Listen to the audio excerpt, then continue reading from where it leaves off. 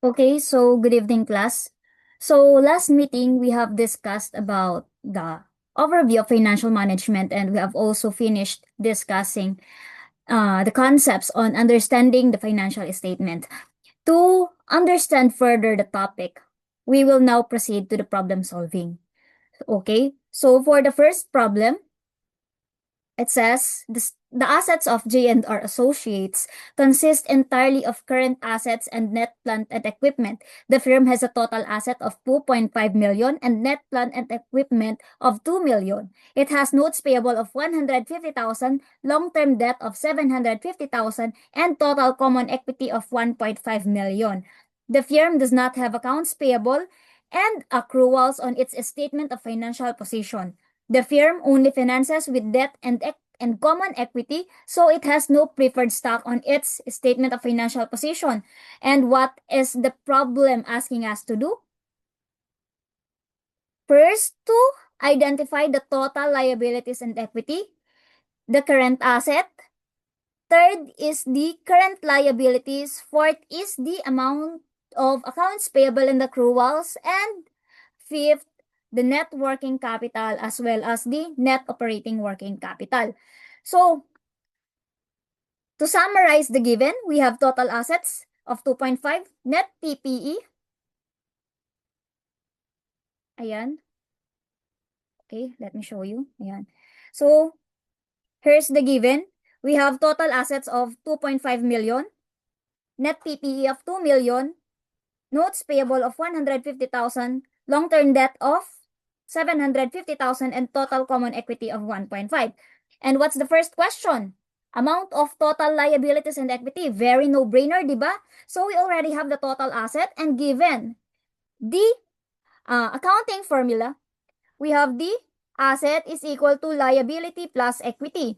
Therefore, what is our total liabilities and equity? Of course, it's the same with the total asset. Diba? So, very easy. We have for letter A, we have 2.5 million din ang ating total liabilities and equity.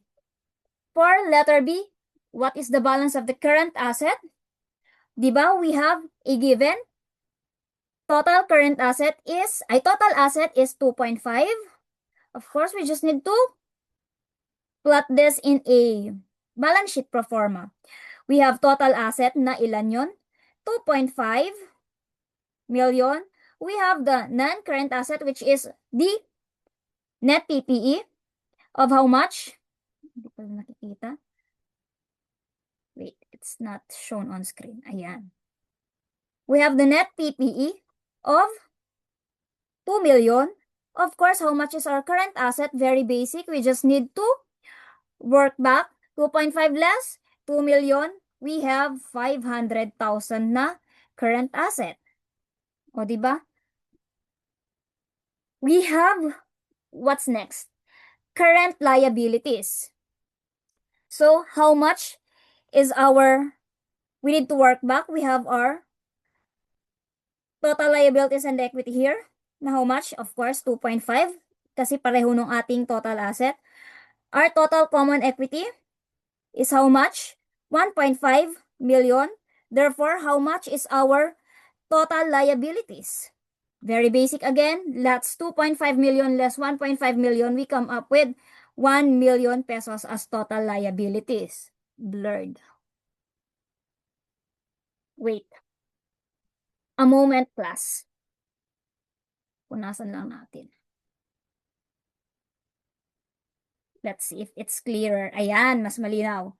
So, now, what else is given? We have non-current liability or yung ating long-term debt na 750,000. Therefore, magkano ang ating current liability? Very basic again, no-brainer, 1 million less 750,000. That is 250,000 as our total current liability. Therefore, ang ating letter C is 250,000. Ayan. Nakikita ba? Ayan. Next, Letter D, what is the amount of accounts payable and accruals on its statement of financial position? So, given na yung ating current liabilities, and the problem also provides a net, ano to? A notes payable. A notes payable of how much? Notes payable of 150,000. Therefore, how much is the remaining balance for accounts payable and accruals? We have 250 less 150. Of course, no need for calculator. We have 100,000. That is for our accounts payable and accrual. Answer for letter D. For letter E, what does it say? What is the firm's net working capital? Last meeting, we have discussed that when we say net working capital, it is the, okay, let's have a short recap. Current asset less current liability, di ba? So, ayan. While when we say net operating working capital, it is operating current asset less operating current liability. And when we say operating current asset, it composes of our current assets less our excess cash. And for operating current liabilities, it is current liabilities less yung ating interest-bearing notes payable. Why do we need to deduct yung ating notes payable?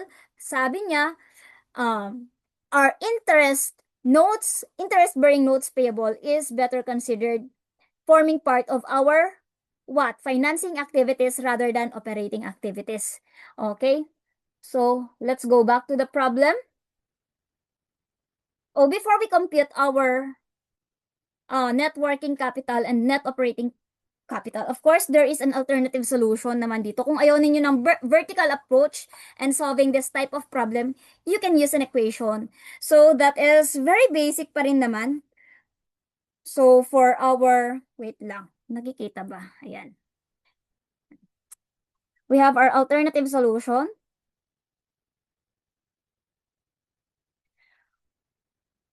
Ayan. So, ano yung una nating hinanap kanina? Our total current asset.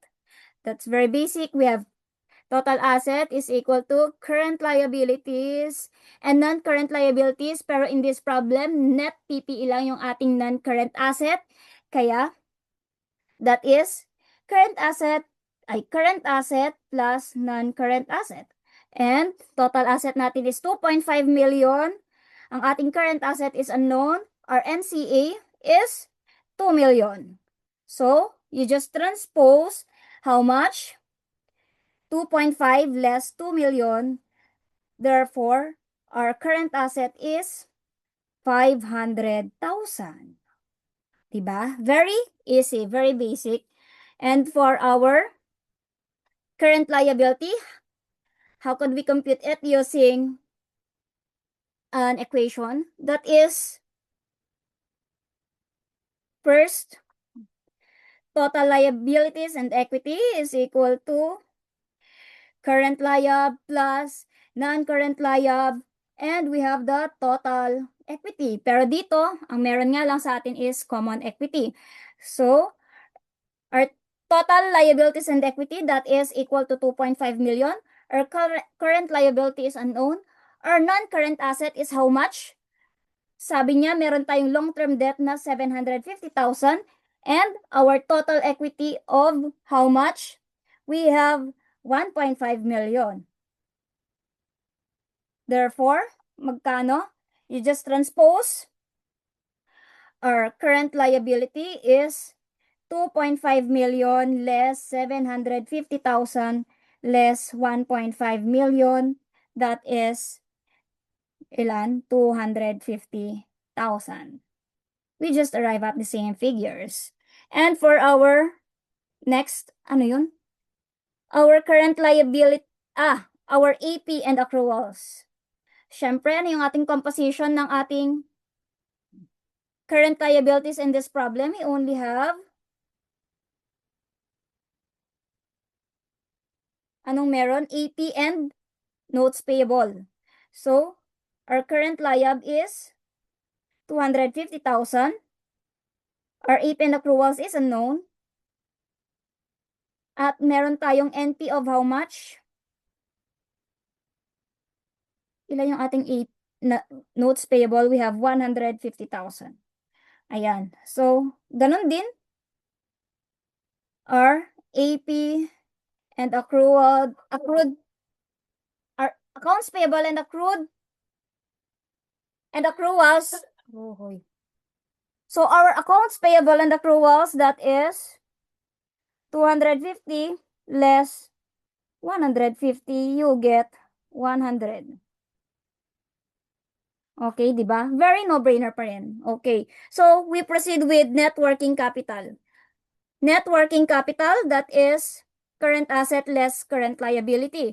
We already computed our current asset, that is 500,000 less magkano yung ating current liability? Ayan, na-compute na rin natin kanina, that is 250K. Therefore, magkano ang ating net working capital? Nakikita ba? Hindi nakikita. Ayan. Therefore, magkano ang ating net working capital? That is 250,000 pesos. Ayan. So, this is for letter E. Now, we proceed to letter F for our now net operating working capital. So, ano yung ating formula? Operating current asset. Operating current asset less operating current liability.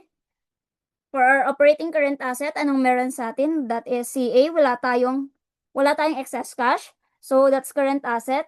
Less, ano yung ating operating current liabilities na meron dito? Current liabilities. Okay, wait lang. Current liabilities less yung ating notes payable of how much? Magkano yung ating current asset? Asan na yun? Current asset, 500,000. Magkano yung ating current liability? That's 250,000. Magkano yung ating notes payable? That is 150,000 given sa problem. Therefore, our now C is how much? We have, I need a calculator, 500 minus 1. 500 minus 100, that's 400,000. Okay? That's our net operating working capital. And we're done with problem number 1. Now we proceed to problem number 2. Madali lang, di ba? What's our problem number 2? Ayan. So, ano yung ating kakailanganin? How much in dividends were paid to shareholders during the year? Assume that all dividends declared were actually paid. Ayan, hindi pala nakikita yung ating problem. Ayan. So, New House Incorporated reported how much? 50 million of net income and 810 of retained earnings. 810 million. In the previous retained earnings, it reported 780 million. So, very basic, magkano daw ang ating dividends? Paid to stockholders. Ayan, problem number 2. So, we have here our, nakikita ba? Ayan. Ayan. So, we have our retained earnings beginning of how much? 780 million. 780 million. Our net income of 50 million. We have dividends that is unknown. And we have the retained earnings ending. Nakikita ba? Retained earnings ending. We have how much? 810 million. So, we just need to work back. At kapag nag-work back tayo, we reverse the operation. You have learned that already in your previous accounting probably. So, 810 less 780 less 50. How much? Our dividends paid is 20 million. Very easy. Okay? O pwede din. Ayaw mo ng ganyang approach sa pagsasolve. So, paano? We can compute RE end, retained earnings end, is equal to retained earnings beginning plus net income, or if there is net loss, then that should be deducted. Net income less dividends. How much is our retained earnings end? Hindi pala siya nakikita. Ayan. Okay. Our retained earnings ending is 810 million. Our retained earnings beginning is 780 million. Our net income is 50 million, and we have dividends as unknown. So how much? 780 plus 50. 780 plus 50, we get 830 million. 810. We just transpose how much is our dividends. Our dividends is 830 million less 810. Therefore, we get 20 million dividends paid. Okay, so it's just the same. We get the same figures using two approaches. Now, we move to problem number 3.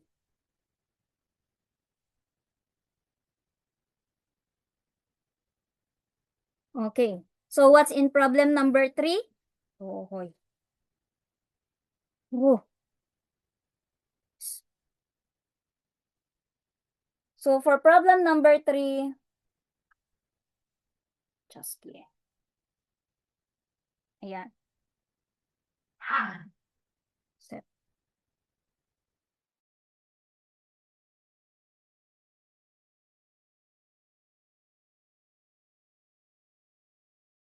Okay, now, let's go back. For problem number 3, anong kailangan natin gawin? We have to compute for the book value per share. Also, we need to compute for the market value per share or the current price of the stock if we have 48,000 pesos as earnings available to common stockholders and if we have a price earnings ratio of 15.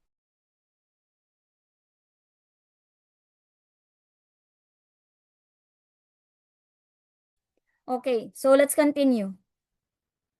For letter C, we also have to compute the ratio of market value to book value per share.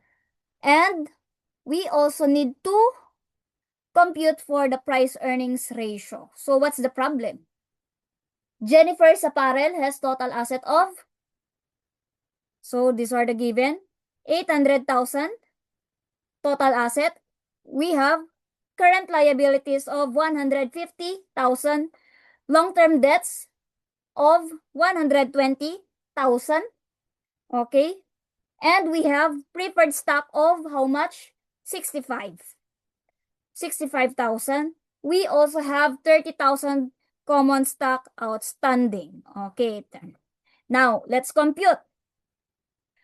Paano natin nahanap ang book value per share? That's the first question.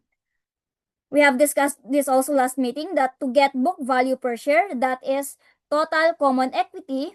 Hindi pala nakikita yung aking screen. Sorry guys. Okay. Ayan. So, total is, okay, let's continue. Sorry for the interruptions. Total common equity divided by common stock outstanding. Hindi siya nakikita. Ayan, common stock outstanding. That is our book value per share. So, magkano ngayon ang ating total common equity? That is something we have to find. Okay, so based sa ating problem, let's plot it in pro forma balance sheet. So, we have our total assets. Total asset of how much? 800,000. Siyempre, alam na natin, kanina pa natin inuulit-ulit, that total asset should be equal to total liabilities and equity. So, how much is our liab and equity? We have current liab of 150K, non-current liab of 120K. We have our preferred stock of how much? 65K. our total liabilities and equity should be 800,000. So how much is our common equity? Total common equity. So that is, nakikita ba? Ayan. So 800,000 less 65,000 less 120,000 less 150,000, we get 465,000 for our total common equity. Now, we can compute for the book value per share. So, total common equity, 465,000 divided by total common stock outstanding, that is 30,000. How much is our book value per share? That is 465,000 divided by 30,000. You get 15.5 as book value per share. That's for letter A. Now, we move to letter B. What is the current price of stock? If our earnings available to common stockholders is 48,000 and we have a price earnings ratio of 15 times the earnings per share. Ano ba ang price earnings ratio? We get price earnings ratio using this formula. Price earnings ratio. Price earnings ratio is equal to market value per share divided by earnings per share. And to get our market value per share, paano? That is, no. Yung market value per share, yun yung ating unknown. That is the current price of stock. That's the question. So, we need to find our EPS because given yung ating price earnings ratio na 15 ang ating price earnings ratio, di ba? So, we need to find EPS. So, paano natin kukunin ang EPS? Pinag-aralan din natin to last meeting that EPS is equal to earnings available to common stock divided by common shares outstanding. Kapag sinabi nating earnings available to common stocks, that is net income less preferred stock dividends. Okay, klaro ba tayo dyan? Uulitin ko. For EPS, that is net income less preferred share dividends. Then we get the earnings available to common stockholders, which we divide with the common stock outstanding and we get the EPS. Ayan. Now, magkano yung ating earnings available? Our earnings available to common stock is 48,000, sabi ng problem. Divided by our 30,000 common stock outstanding. How much is our EPS? 48 divided by 30. We get 1.6. So 1.6, our EPS is 1.6. Now, we go back to our formula in computing the market value per share. So, meron tayong 15 na price earnings ratio. We have EPS now of 1.6. How do we get the MVPS? We just multiply, di ba? Ganyan siya. So, that is 15. Hindi na naman nakikita. Ayan. O, 15 times 1.6 is equal to MVPS of how much? 15 times 1.6, that's 24. Our MVPS, or the current stock, the current price of the stock is 24. Okay, this is for letter B. Now, we compute letter C. What is the ratio of market value per share to book value per share? Sabi niya. So, our ratio, syempre, you just divide MVPS to BVPS. Our MVPS is how much? Saan yung ating na-compute kanina? Our MVPS is 24. Ayan. Okay. Hindi na naman nakikita. Our MVPS is 24. Ayan. So, we have 24 divided by, magkano yung ating book value per share? We have 15.5. That's in letter A. So, the ratio is that is 24 to 15.5. Magkano ang ating 24 divided by 24 divided by 15.5? 1.55. Okay, 1.55. Nakikita ba? Ayan. So we get 1.55 for letter C. We are on letter D. If the firm sells at 2 times book value per share, what will be the price earnings ratio? Kanina we have already I have already shown you the formula for price earnings ratio. That is price earnings ratio is equal to MVPS or market value per share divided by the earnings per share, EPS. Sabi niya, if the firm sells at 2, okay, so we were disconnected. Saglit lang. Okay, so price earnings ratio, I repeat, price earnings ratio is market value per share divided by EPS.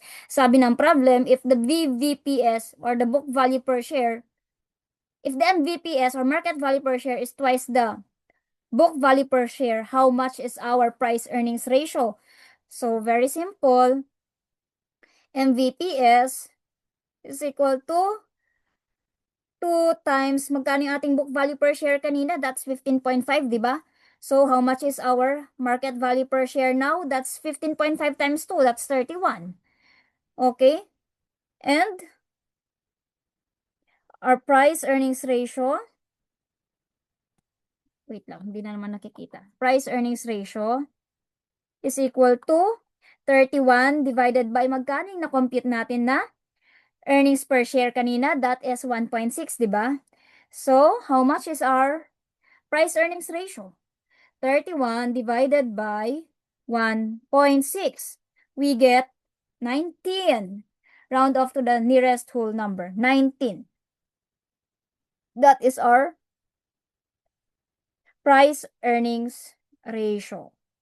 Now, assuming ha, considering problem number 3, flash natin ulit. Considering problem number 3, can we compute for the market value? And the can we compute for the market value added? Diba? How do we compute the market value added? Last meeting we said that market value added is equal to market value less book value. So we need to determine first the market value and the book value of, okay. So how do we get that? Market value is the market value per share times common stock outstanding.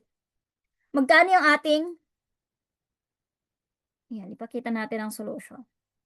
So, assuming that we need to compute for the MVA, ulitin natin, hindi ko pala naipakita sa screen. Ayan. Okay. MVA is equal to market value less book value. And to get the market value, that is MVPS times shares outstanding. And to get, and what is our market value per share kanina? Saan na yun? Market value per share, ilan yung ating market value per share? That's letter, ano yun? Letter B. Sa ating letter B, how much? That's 24. Ang ating market value per share is 24 and we have our common stock outstanding na 30K. So how much is the market value? 24 times 30K. 24 times 30,000, we get 72. 72. 24 times 30. Ay, 720. 720,000. Okay. Now, how much is the book value? Our book value is book value per share, BVPS, times shares outstanding, common shares outstanding. That is, magkano ang ating book value per share na na-compute kanina? In letter A, we got 15.5 times magkano ang ating shares outstanding? 30K. Therefore, our book value is how much? 15.5 times 30,000, you get 465,000. So, magkano ang ating market value added? Ayan. Ayan, hindi na naman nakikita yung aking screen. Ayan. Okay. Sige, nakikita na. So, magkano? 720 less 465,000 is equal to magkano ang ating MVA? We get 720 less 465. You get 255,000 as market value added. Okay? So, ganun lang siya. Now, we proceed to problem number 4. Problem number 4 na tayo. Ano yung sabi ng problem number 4?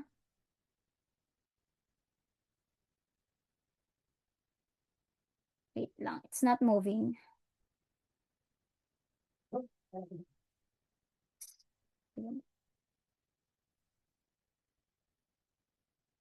So, for problem number 4, we need to determine if Red Book Incorporated made a profit through an income statement. Okay, so problem number 4. Red Book Incorporated sold 1,300 finance textbook for 650 pesos each to Brilliant University in 2012. These books cost Red Book Incorporated 450 pesos to produce. Red Book Incorporated spent 20,000 selling expense to convince the university to buy this book. In addition, Red Book Incorporated borrowed 350,000 on January 1, 2012, on which the company paid 10% interest. Both interest and principal were paid on December 31, 2012. Red Book Incorporated tax rate is 20%. The depreciation expense is 6,000. So, what's our pro forma income statement? Sales. Diba? We need to determine first our sales. How much? That's 1,300 times 650. The unit price. So, 1,300 times 650, you get 845,000 for sales. Next is cost of goods sold. How much? That's 1,300 units times magkano ang unit cost? 450. That's 1,300 times 450, you get 585,000. When you deduct cost of goods sold from sale, we get gross profit, which is, hindi na naman nakikita yung aking screen. Ayan, sorry. So, our gross profit is how much? 845 less 585. 845 less 585, you get 260,000. Diba? Easy, diba? Okay, we have sabi ng problem, selling expense of how much?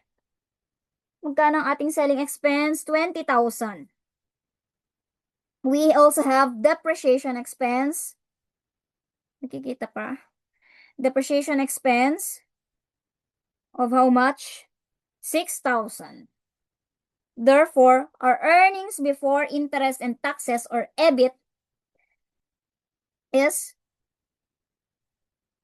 260 less 26. We get 234,000 for your EBIT, which we also call operating income. Diba? Sabi natin last meeting, EBIT is also your operating income.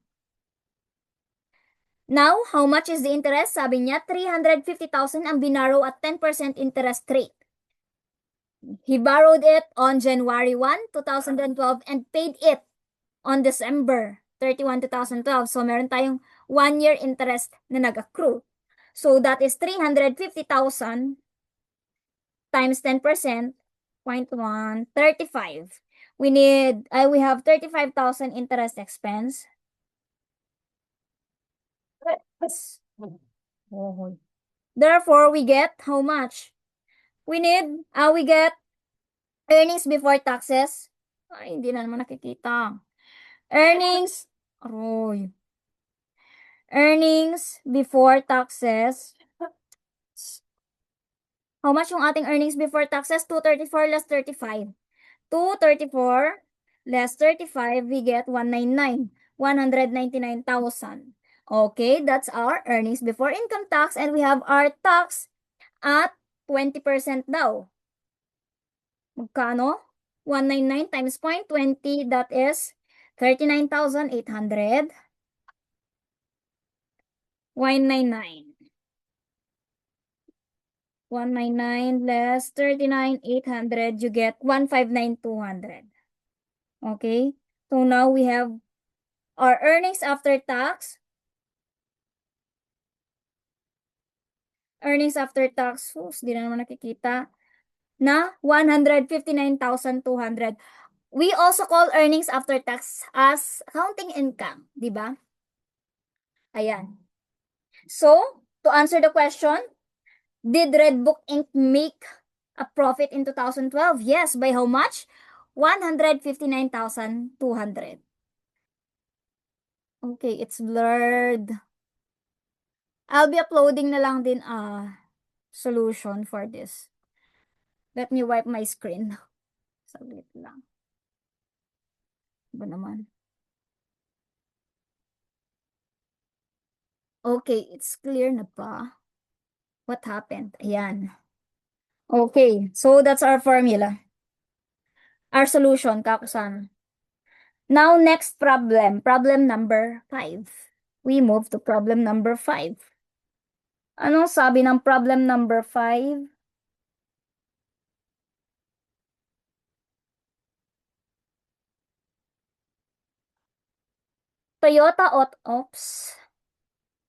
Problem number 5. Toyota Auto Shop had sales of 700,000. And cost of goods sold represented 70% of sales. Selling and administrative expenses were 12% of sales. The depreciation was 10,000, and interest expense for the year was 8,000. The firm's tax rate is 30%. Compute for the earnings after tax. Unahin natin yon. So, how much? We need to make your income statement again. Problem 5. So, how much is the sales? We have, sabi ng problem, 700,000. Nakikita ba? Ayan, nakikita siya.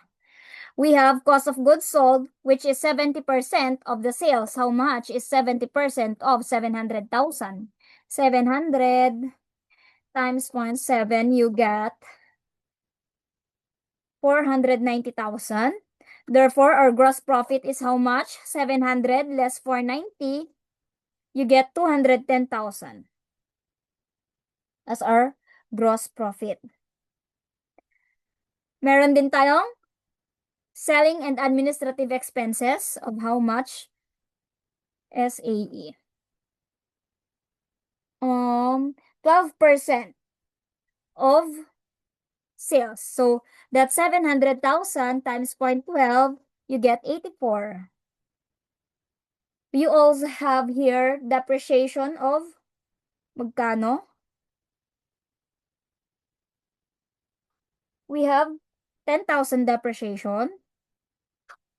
Therefore, our EBIT or operating income is 210 less 84 less 10. We have 116,000. Okay. Now, we compute for the, it's given. Our interest expense is 8,000, sabi niya. Interest expense is 8,000. Therefore, we get 108. Tama. 116 less 8. It's 108,000.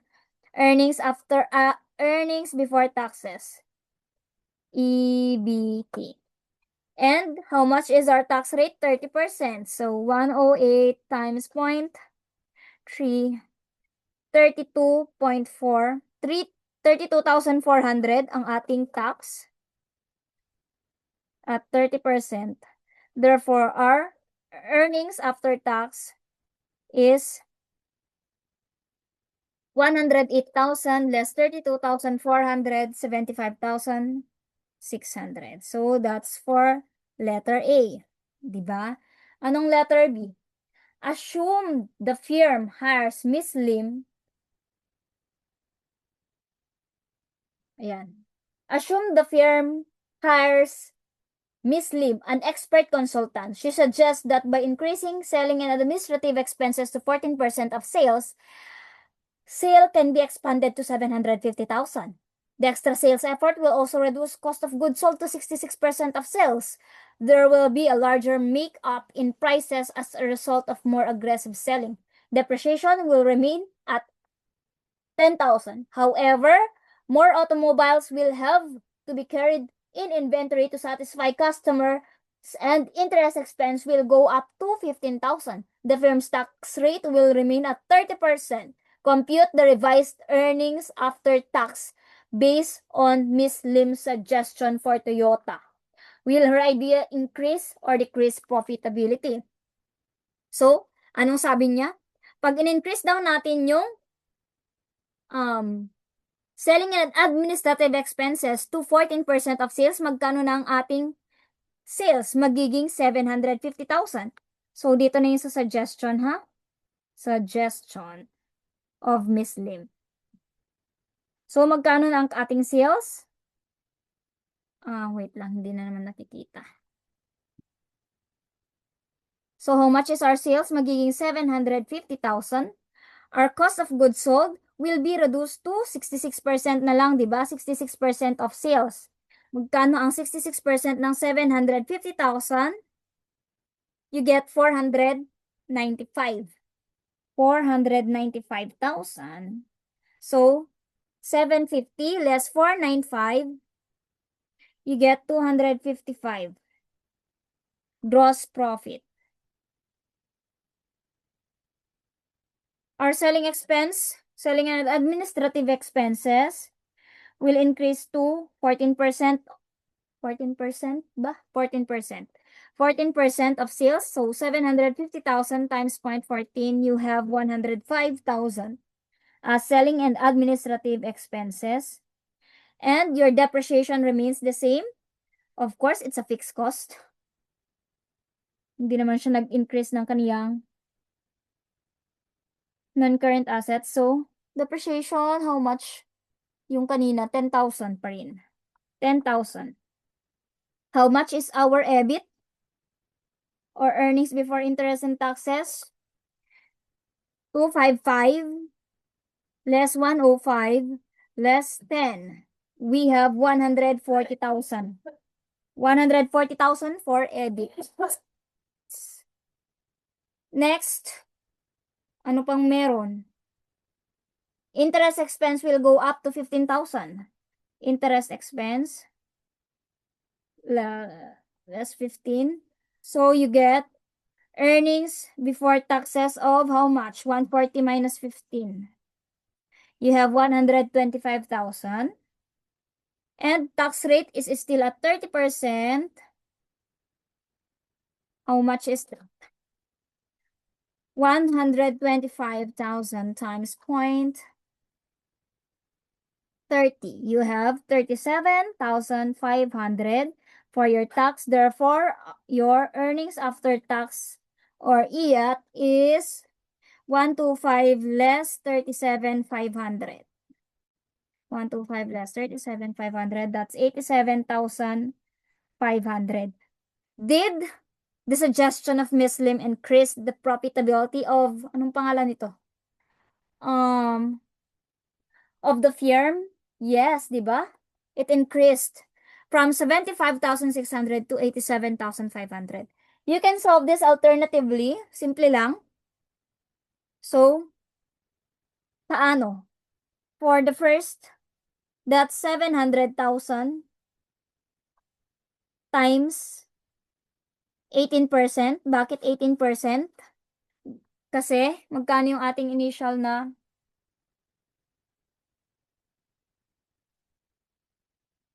bakit 18%? Because 70% and 12% yung ating cost of goods sold and selling and administrative expenses. So magkano yung natira? 1 less 0.70 less 0.12, you have 18%. Magkano? Minus 10,000 depreciation. Nakikita ba? Less, magkano yung ating interest expense? We have 8K. Therefore, magkano? Meron pa pala tayong tax. Net of tax is 70% because we have 30% na tax rate. Therefore, you will arrive at earnings after tax na 25,600. 700,000 times 0.18, that's 126,000 minus 10,000 minus 8,000. You have 108,000 times 0.70, kaya you still have 75,600. Of course, just the same. And dun sa suggestion ni Miss Lim, we have 750,000 yung ating sales. Times magkano yung natira? 66 plus magkano yung ating increased selling and administrative expenses? That is 14, di ba? So, 100%, syempre, less 66 and 14. Ilan pa? Meron pang 20%. Times 0.20. Nakikita ba? Minus magkano yung ating depreciation? 10K pa rin. Pero yung ating interest is nag-increase to 15K and our tax rate remains the same. So, ang ating net of tax na rate is 70. Therefore, 70%. 750,000 times 0.20 less, nakikita ba? Ayan. Less 10,000 less 15,000 times 0.70, you get 87.5, just the same. 87,500. Okay, that's just an alternative way of solving. Now we move to problem number 6. Malapit na. Problem number 6.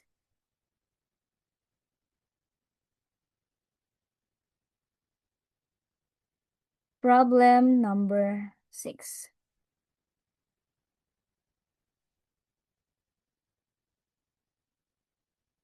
Okay. Angelic Corporation. Angelic Corporation has 450,000 of retained earnings on December 31, 2012. The company paid common dividends of 25,000 in 2012 and had retained earnings of 400,000 on December 31, 2011. How much did Angelic Corporation earn during 2012? Parang ganito rin yung problem natin kanina, di ba? Okay, so magkano? Meron daw tayong retained earnings and na how much? 450,000, sabi ng problem kanina. We have retained earnings beginning na how much? 400,000. Therefore, magkano ang ating change in retained earnings? You just subtract 450 less 400, no-brainer, 50. Okay, 50,000. Magkano daw ang ating dividends? We have 25. 25,000. Ano yung aking correction tape? Ang kino-compute natin is how much is the earnings available. You add. So you have to add the dividends na ilan? 25,000. Therefore, how much is the earnings available to common stockholders? You have 75. Ang pangit ng aking sulat. Wait lang. Sulat natin ng maayos. You have 75,000 earnings available to common stockholders. Paano ang alternative way of solving? Ito yung mas preferred ko eh. So, you have retained earnings beginning. How much yung ating retained earnings beginning? We have 400,000. Ano bang nakaka-affect sa retained earnings? We have net income, net loss, dividend declaration, di ba? So, since we have, ang ating unknown is net income or our earnings available to common stock holders.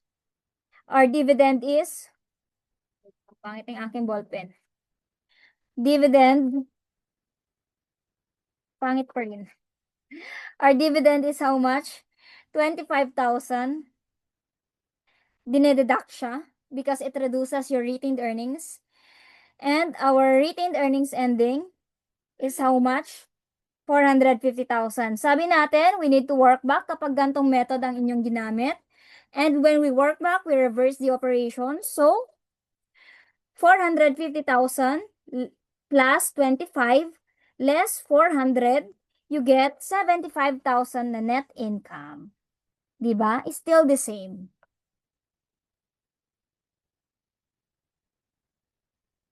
Next, what would be its earnings per share if 20,000 shares of common stock were outstanding? Paano na nga tayo nagko-compute ng ating earnings per share?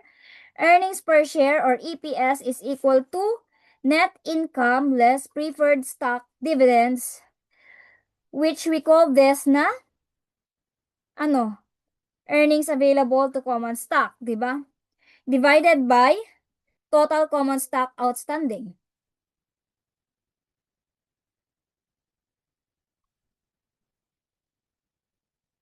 So, magkano yung ating net income? Wala tayong preferred stock. So, 75,000 na net income is the same as our earnings available to common stockholders, 75,000, and meron daw tayong 20,000 common shares outstanding. Kaya naman, magkano ang ating EPS?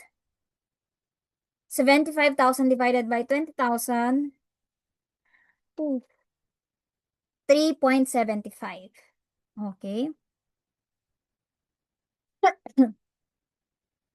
This is for letter B. Okay, is that clear? Sana clear. Now, we move to problem number 7. Anong meron sa problem number 7?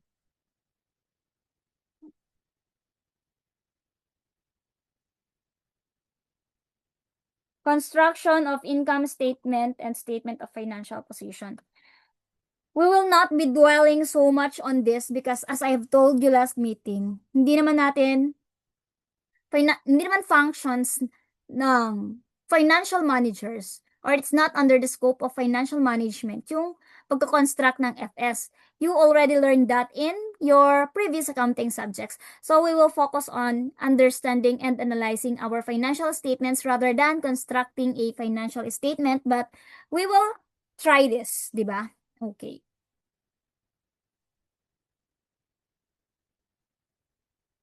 So, for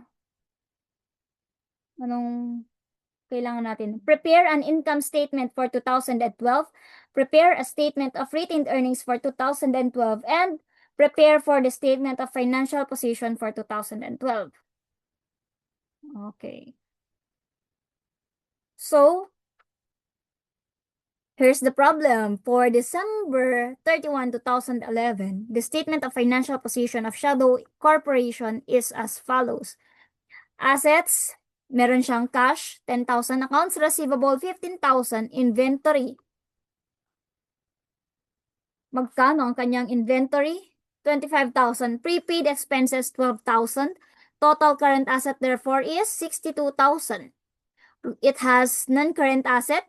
Meron siyang PPE, gross at 250,000 less accumulated depreciation of 50,000. The net PPE, therefore, is 200,000. Therefore, ang kanyang total asset is 262,000 pesos. For liabilities and owners equity, it has accounts payable of 12,000, notes payable of 20,000, bonds payable of 50,000. Therefore, total liabilities of 82,000. Meron siyang common stock of 75,000. Meron 75,000. Meron siyang APIC na magkano? 25,000. Retained earnings na 80,000. Therefore, a total equity of 180,000, making the total liabilities and equity 262,000. Meron tayong, anong una natin gagawin? We need to construct first your income statement. So, meron daw siyang sales for 2012 na how much? Problem number 7. Meron siyang sales na 220,000. Wait. Ayan, yung ating screen. Sales, magkano? 220,000. Meron siyang cost of goods sold na 60% of sales. How much is 60% of 220? Rohoy.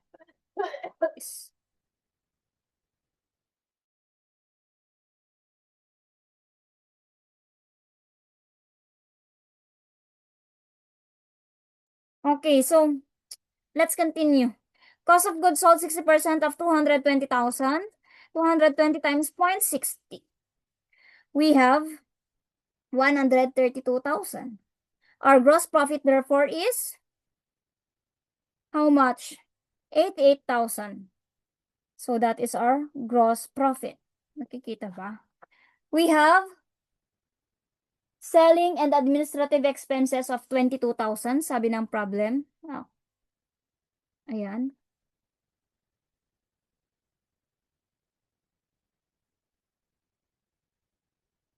Okay.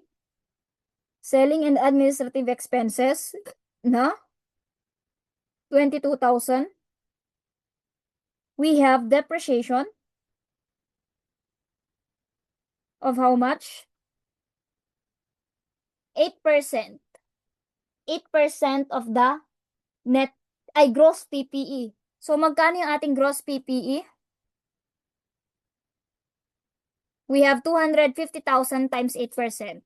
250,000 times 0.08, you have 20,000. So magkano ang ating EBIT or operating income?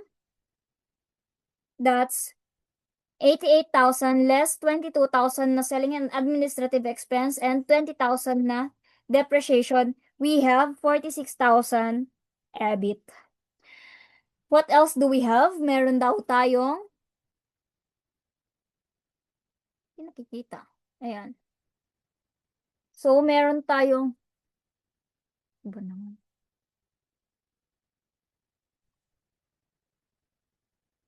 Interest expense for notes payable was 10% and interest expense on bonds payable is 12%. Magkano ba yung ating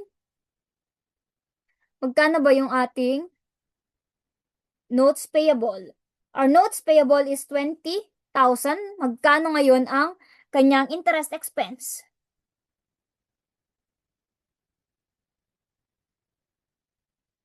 20,000 times 10%. That's 2,000. So, meron tayong 2,000 interest expense for the notes payable and magkano daw yung ating interest for bonds payable? We have 12%. Magkano yung ating bonds payable? Meron tayong 50,000. So, 50,000 times 0.12, you have 6,000. Therefore, magkano ang ating total interest expense? That is 8,000. Ayan. So, 46,000 less 8,000, magkano ang ating interest? Earnings before tax, 38,000. EBT. Magkano ang ating tax rate?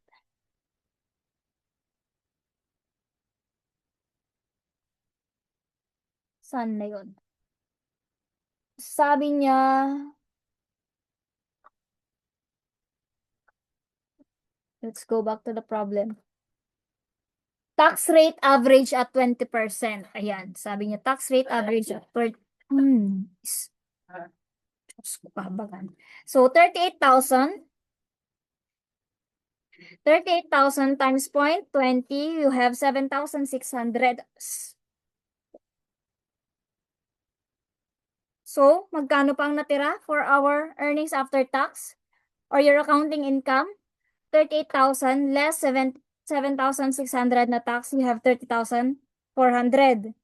Oh, hindi na naman pala naipakita. Ayan. Sabi pa ng problem, medyo blurred. Blurred talaga.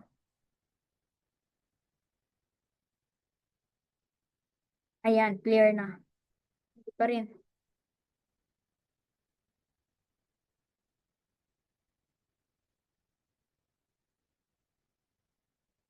Okay, it's much clearer. So, ayan. Ang ating earnings after tax or your accounting income is 30,400. May sinabi pa ang problem na meron daw 2,000 pesos preferred dividends paid to preferred stockholders. Meron siyang 2,000 preferred stock dividends. Kaya, magkano ang ating earnings available to common stockholders? 30,400 less 2,000, you have 28,400 na earnings available to common stockholders.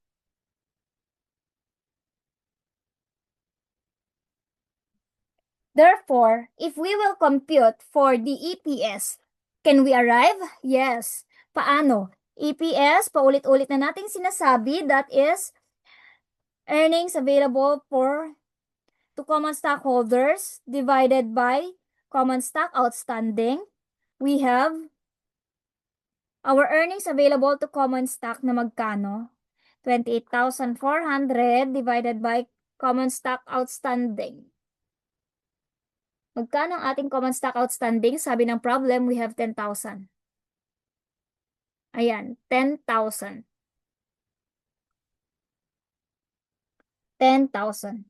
Therefore, 28,400 divided by 10,000, you have 2.84 na EPS. Okay. Ma'am, paano kapag tagtanong ng dividends per share or DPS? Paano yung sabi nating DPS? We have discussed last meeting. So, ayan. To compute for DPS, that is dividends paid to common stockholders divided by common shares outstanding. So, DPS is equal to dividends paid to common stockholders divided by common shares outstanding. Magkano yung sabi ng problem? Let's go back to the problem. Meron daw 8,400 na binayad na dividends to common stockholders. And we have, ilan yung ating outstanding common stock? We have 10,000. Therefore, magkano ang ating DPS? We have 84 divided by 10,000, you get 0.84 DPS. Ayan. Okay. So, that's just singit na ka-problem. And we have to prepare next yung retained earnings, statement of retained earnings.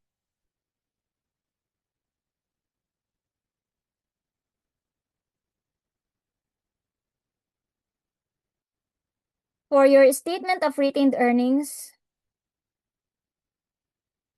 anong sabi niya dito? Okay. Shadow Corporation, continuation. Number 7. So, si Shadow, ay, hindi na naman nakikita. Shadow Corporation,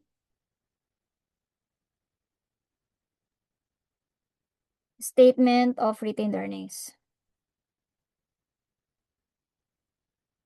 Ano yung ating retained earnings beginning kanina? We have, it's here.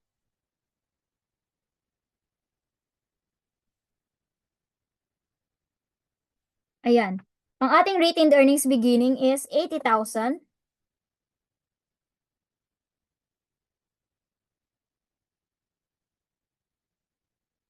Meron tayong earnings after available to common stockholders na 28,400. Oh, wait. I'll show you my screen. Ayan. 28,400. We have paid dividends to common stock na how much? 8,400, di ba? Therefore, magkano ang ating retained earnings end? Meron tayong 80,000 plus 28,400 minus 8,400. We have retained earnings ending na 100,000. Easy, di ba? No, that's your statement of retained earnings.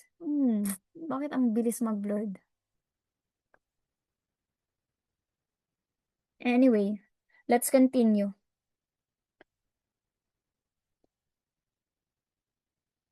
Anong next na tinatanong? Prepare a statement of financial position as of December 31.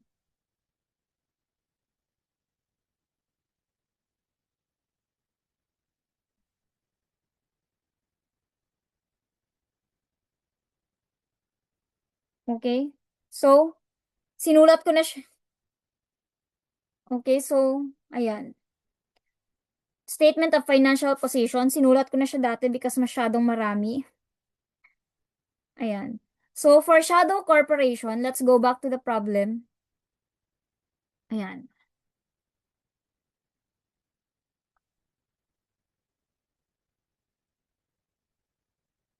Sabi niya,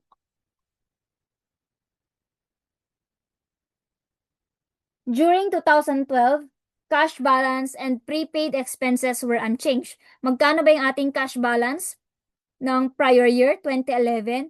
Meron tayong 10,000, di ba? So, we have 10,000. Ayan. Accounts receivable. Ano yung remain unchanged? Yung kanyang cash and prepaid expense. Magkano yung ating prepaid expense? Noong 2011, meron din tayong 12,000. So yes, it remains unchanged, 12,000. Ang kanyang accounts receivable daw accounts receivable and inventory increased by 10%. So, how much yung ating dating accounts receivable? Meron tayong 15,000 dating accounts receivable times 1.10. We arrive at 16,500. Accounts receivable for 2012. Yung ating inventory na dating 25,000 increased to 10% din. That's why 25,000 times 1.10, we get 27,500. So, how much is our total asset from that? We have 10,000 plus 16,500 plus 27,500 na inventory and prepaid expenses of 12,000. We get 66,000 na total current asset. Clear? And for our non-current asset, ano yung sabi ng problem? Meron tayong net PPE na 200,000 last year, 2011. But take note, sabi ng problem dito, A new machine was purchased on December 31 at cost of 35,000. And kanina, during the preparation of our income statement, we have recorded a depreciation expense of 20,000, 20,000, di ba? That is here. Saan na yun? Depreciation 8% of the gross PPE. So that is 20,000 as we have computed kanina. So, kung meron tayong 200,000, ayan, 200,000 beginning net PPE, and we have acquired 35,000 machineries, but we have recorded 20,000 depreciation expense. How much is our net PPE for 2012? We have 215,000. It's here. Ayan. So, ito yung ating computation muna pala. How we arrived at 215,000 net PPE. Ayan. And now, magkano yung ating total non-current asset? That's 215 since mag-isa lang naman. So, how much is our total asset? That's 66,000 current asset plus 215 non-current asset. We have 281 na total asset. Now, we proceed sa ating, ang nag-blurred. We proceed sa ating liabilities and equity. Bakit siya blurred? A moment.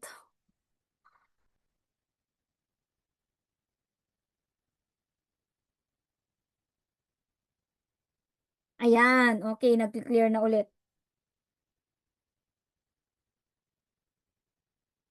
Okay, so for our liabilities and equity. Ayan. Ang sabi ng problem,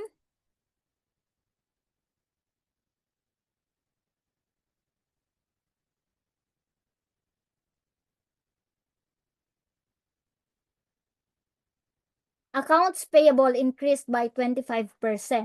Notes payable increased by 6,000 and bonds payable decreased by 10,000 both at the end of the year. Common stock and paid-in capital in excess of par did not change. So, magkano yung ating accounts payable before? That is 12,000 na nag-increase ng how much? 25%. So, magkano na ngayon? 12,000 times 1.25, you have 15,000 accounts payable. Ayan siya. 15,000. We also have notes payable increased. Sabi niya kanina. Asan ba?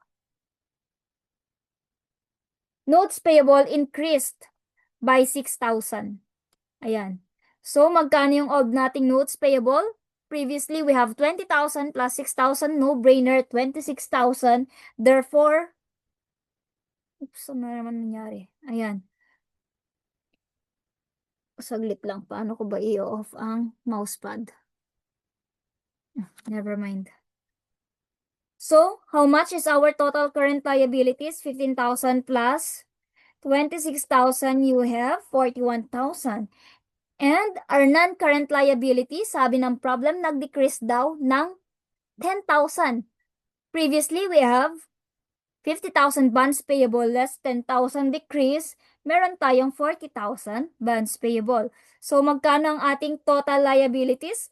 Current liability of 41,000 and the non-current liability na bonds payable na 40,000, we get 81,000.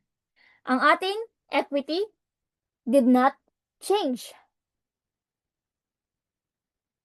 That is 75,000 common stock, APIC of 25,000, and retained earnings of 80,000, a total of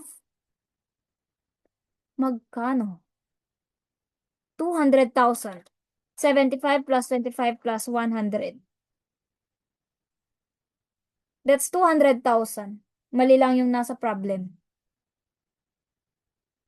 Therefore, our total liabilities and equity is 281,000.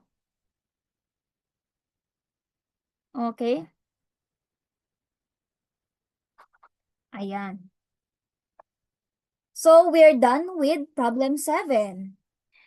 What if? Diba?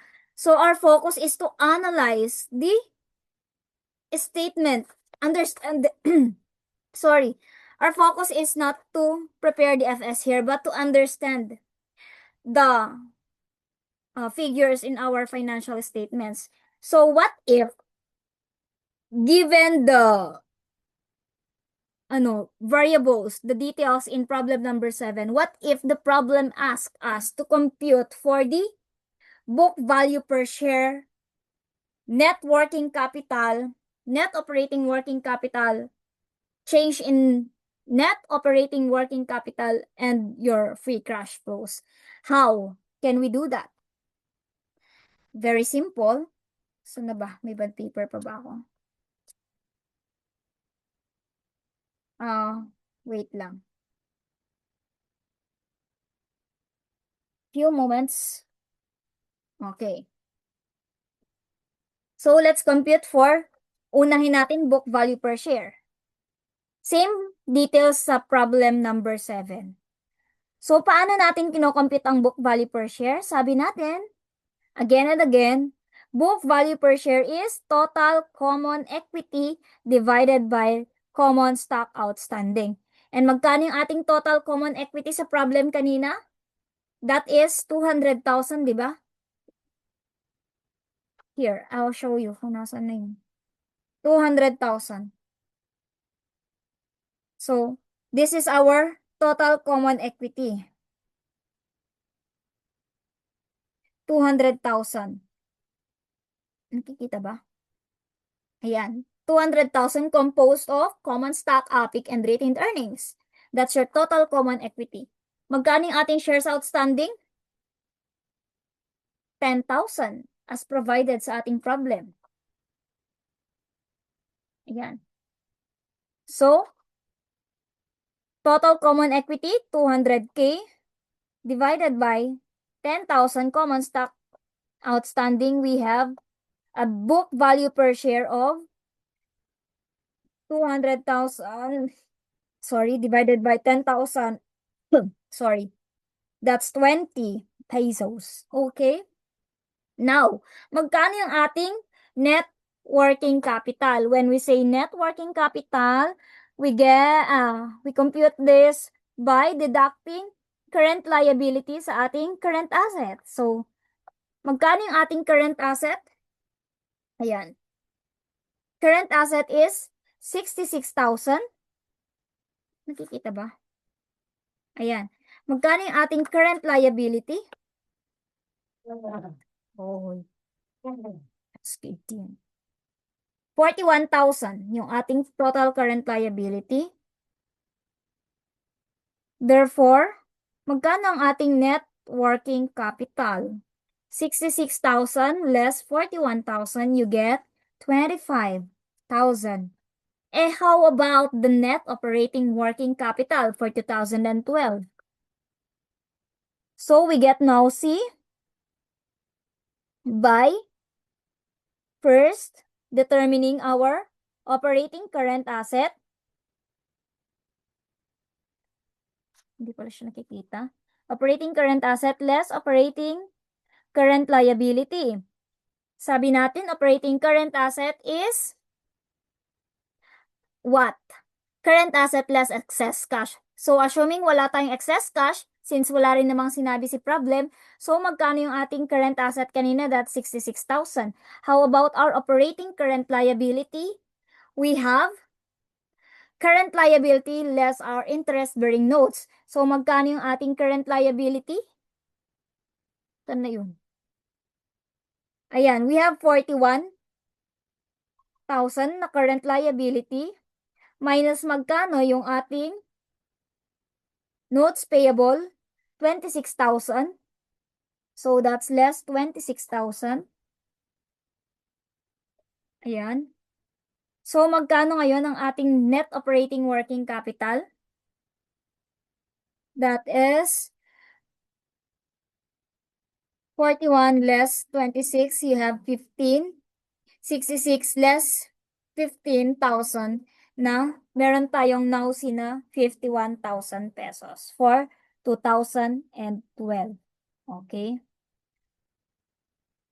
We used our ending balances dyan sa pag-compute niya. Now, what about change in net working capital? Bakit ba siya natin kailangan ma-determine? Because we need it to compute for our free cash flow. So, para ma-determine natin siya, we need to know kung magkano yung ating net operating working capital noong previous year, which is 2011. So, we go back to the problem. So, our NAUSI ng 2011 is, what's the problem? Yan. Magkano yung ating current asset noong 2011? Meron tayong 62,000, di ba?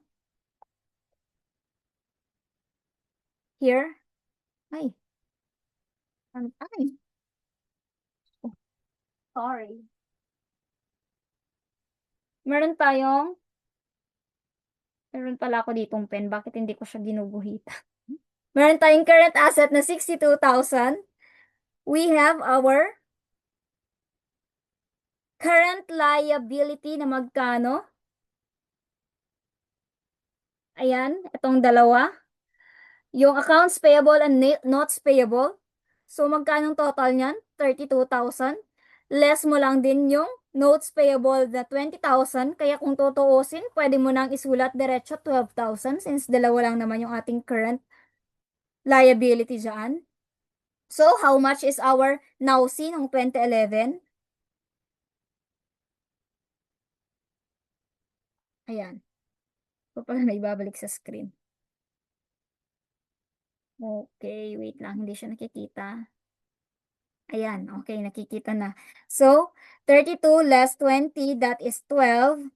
So, 62,000 less 12,000, you have 50,000 na net operating working capital noong 2011. Pero sabi mo, nung na-compute mo kanina yung net operating working capital ng 2012, you have 51,000. Therefore, how much is the change? You have an increase of 1,000 sa iyong net operating working capital. So, now C ng 2012 less now C ng 2011. Very basic. Diba? 51,000 less 50,000, you get 1,000 na change in now C. Ayan. Okay? So, we can now compute for the free cash flow. Paano? We have also discussed last meeting. Ayan, saglit lang. Saan na yun? Bakit nawala? Ayan. Okay. Balik tayo sa screen kabila.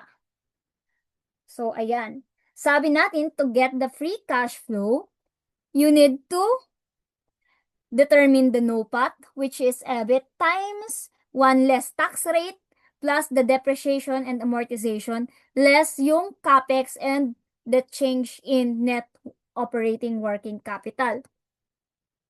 So, here,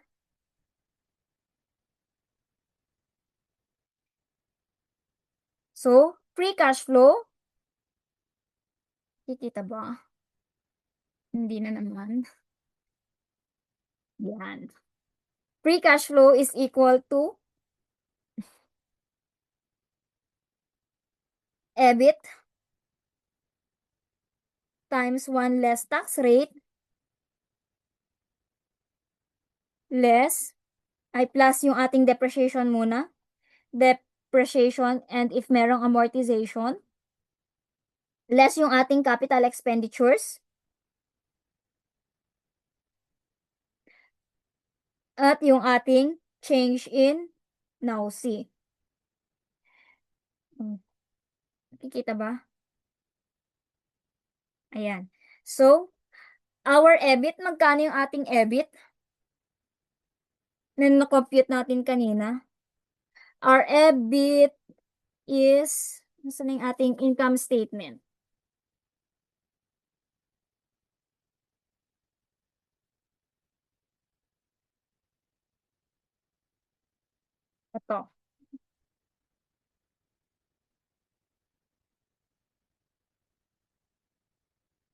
Nakikita ba? Our EBIT kanina is 46,000. Ito, yung ating operating profit. Magkano yung ating tax rate kanina? Sabi, 20%. Ayan. So, magkano ang ating NOPAT? That is 46,000 times 80%. Plus, magkano yung ating depreciation? Magkano yung ating depreciation na na-report? We have 20,000. Ayan, 20,000. Clear ba? Wait lang, putol yung ating screen. Ayan, depreciation of 20,000. Don't worry, I have uploaded this solutions. 20,000. Meron tayong 20,000 na depreciation. Magkano yung ating capital expenditures? Sabi kanina, mag-load na naman. Let's wait for the screen na mag-clear ulit.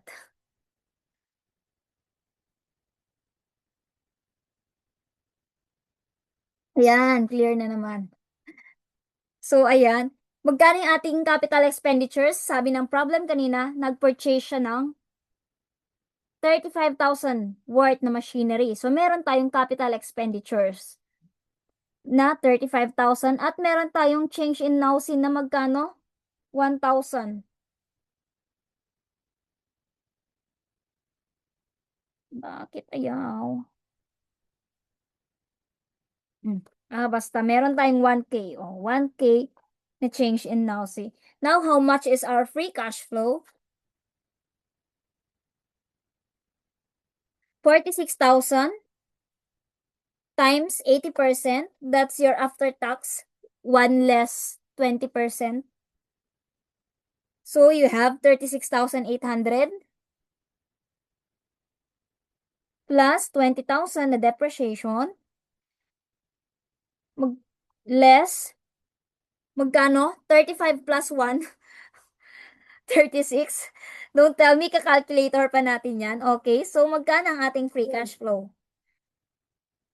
36,800 plus 20,000 less 36,000. We have 20,800 na free cash flow. As simple as that. Okay? Ayan. Now, that's it for our first part of computation. We will continue in a while. We will not be solving problems 8, 9, and 10. Those are just financial statement construction. You can do that to practice. Thank you guys. If you have questions, you can just message me. I'll upload another set of video for our part 2, yung second problem set na sinend ko.